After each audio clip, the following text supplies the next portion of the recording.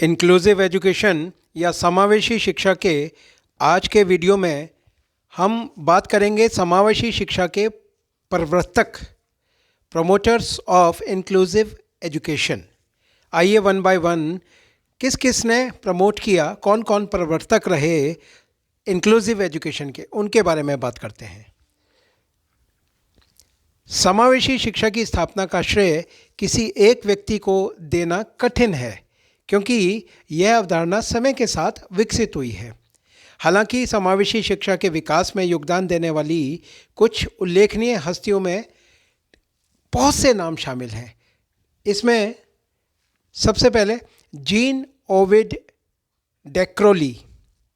Gene Ovid डेक्रोली बालकों की शिक्षा में बेल्जियम के अग्रणी शिक्षक थे, जिनमें हल्के शारीरिक विकलांगता वाले बच्चे भी शामिल थे। उन्होंने एक चिकित्सक के रूप में काम किया और बाद में विकलांग बच्चों के लिए एक स्कूल में शामिल हो गए। उनके अनुसार स्कूल वही होने चाहिए जहाँ प्रकृति हो, जहाँ जीवन हो, जहाँ काम हो। उन्होंने व्यवहार संबंधी विकार, हल्की मानसिक मंदता, सीखने की अक्षमता जैसी हल्की विकलांगताओं वाले बच्चों के लिए एक स्कूल की स्थापना करी। उन्होंने धीरे धीरे अपने शिक्षा का आविष्कार किया। समावेशी शिक्षा में एक शिक्षक की सबसे महत्वपूर्ण भूमिका अपने छात्रों की सही पहचान करना है। शिक्षक अपने अद्वितीय छात्रों की सामाजिक, भावनात्मक, शारीरिक, व्यवहारिक और शैक्षणिक शक्तियों की पहचान करते हैं। बेल्जियम के एक चिकित्सक और शिक्षक, जिन्होंने 1901 में हल्की विकलांगता वाले बच्चों के लिए एक स्कूल की स्थापना की, ड्रेक्लोली का मानना था कि स्कूल वहीं स्थित होना चाहिए जहां जीवन है और शिक्षकों को अपने छात्रों की अद्वितीय शक्तियों की पहचान करनी चाहिए। तो यहाँ पर हम देखते हैं कि जीन ओविड डेक्रोली को एक प्रवर्तक के रूप में देखा जा सकता है। ये इसका इंग्लिश वर्जन है, अगर आप चाहें तो स्क्रीनशॉट आप ले सकते हैं। नंबर 2 पे बात करते हैं मारिया टेक्ला ऑटोमेसिया मोंटेसरी। 1890 के दशक में मारिया मोंटेसरी ने सीखने की अक्षमता वाले छात्रों के लिए एक सेंसरी मोटर प्रशिक्षण कार्यक्रम विकसित और क्रियान्वित किया। मारिया मोंटेसरी, जो एक इटली की चिकित्सक और शिक्षिका थीं, उनका मानना था कि सभी बच्चों को उनकी क्षमता या विकलांगताओं की परवाह किए बिना गुणवत्तापूर्वक शिक्षा तक मिलनी चाहिए। मोंटेसरी अपनी नवीन शिक्षण विधियों और मोंटेसरी शिक्षा दृष्टिकोण के विकास के लिए जानी जाती थी। मारिया मोंटेसरी का शिक्षा दर्शन, मोंटेसरी पद्धति और वैज्ञानिक शिक्षा शास्त्र पर उनके लेखन के लिए जाना जाता है। कम उम्र में मोंटेसरी ने इंजीनियरिंग पढ़ने की आशा के साथ लड़कों के लिए एक तकनीकी स्कूल में दाखिला लिया। जल्द ही उनका हृदय परिवर्तन हो गया और उन्होंने रोम के सेपेंजा विश्वविद्यालय में मेडिकल स्कूल शुरू किया और इटली में मेडिकल स्कूल में दाखिला लेने वाली पहली महिलाओं में से वह एक बन गईं। उन्होंने 1896 में सम्मान के साथ स्नातक की उपाधि प्राप्त की। उनकी शैक्षिक पद्धति आज संपूर्ण विश्व स्तर पर कई सार्वजनिक और निजी स्कूलों में उपयोग में है। तो यहाँ पर मोंटेसरी के वर्क को भी इंक्लूसिव एजुकेशन के वर्क के प्रोपाउंडर या प्रवर्तक के रूप में देखा जा सकता है। इसकी इंग्लिश वर्जन भी आप स्क्रीनशॉट ले सकते हैं। आगे देखते हैं एजॉर्ड सेगुइन।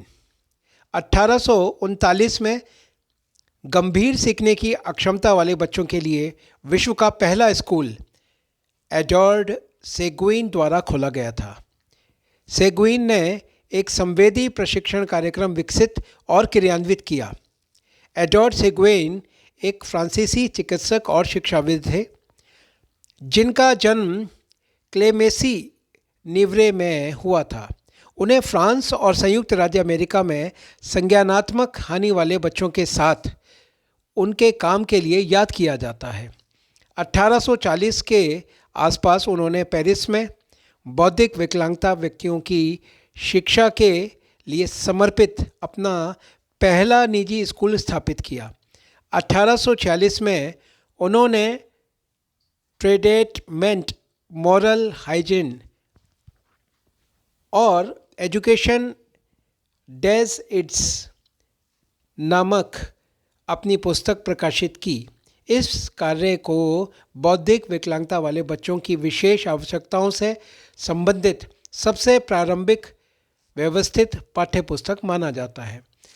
तो इस प्रकार एडवर्ड सेगुइन को भी समावेशी के प्रवर्तक के रूप में देखा जाता है। आगे बात करते हैं, यहाँ पर भी आप अपना स्क्रीनशॉट ले सकते हैं। आगे बात करते हैं Jean Marc Gaspard Itard. Jean Marc Gaspard या गैस्पार्ड इटार्ड मानसिक रूप से विकलांग बच्चों को शिक्षित करने के लिए व्यवस्थित दृष्टिकोण अपनाने वाले पहले लोगों में से एक थे।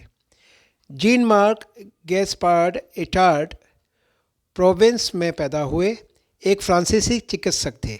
वह संभवतः विक्टर ऑफ एवेरॉन के साथ अपने काम के लिए जाने जाते हैं। उन्हें बधिरों के शिक्षक के रूप में जाना जाता है। उन्होंने विक्टर ऑफ एवेरॉन के प्रसिद्ध मामले में अपने शैक्षिक सिद्धांतों की कोशिश की, जिसे 1970 की मोशन पिक्चर द वाइल्ड में एफ्रोक्रेट्स टू फोर्स द्वारा निर्देशित किया गया, जिन्होंने इटार्ड की भूमिका भी निभाई थी। हालांकि वह विक्टर के साथ हुई प्रगति से निराश था। इटार्ड को इंस्टीट्यूशन नेशनल डेस सॉर्ड्स म्यूटर्स और पेरिस के बधिर छात्रों पर उनकी सुनवाई बहाल करने के लिए बेकार प्रयासों से प्रयोग करने के लिए जाना जाता था, जिसमें बिजली के झटके, जोंक थेरेपी, कान की सर्जरी और विभिन्न प्रकार के आंतरिक और बाहरी औषधीय अनुप्रयोग शामिल थे। तो इटार्ड भी एक ऐसे एजुकेशनिस्ट के रूप में जाने जाते हैं जो कि समावेशी शिक्षा के प्रवर्तक या प्रमोटर के रूप में आज देखे जाते हैं। यहाँ पर आप इसका भी स्क्रीनशॉट ले सकते हैं और मैं आशा करता हूँ कि आज के इस प्रवर्तक वाले क्वेश्चन का आप लोगों को जवाब मिल गया होगा। ये जितने भी शिक्षा शास्त्री थे, इन्होंने इंक्लूसिव एजुकेशन पे काम किया। धन्यवाद।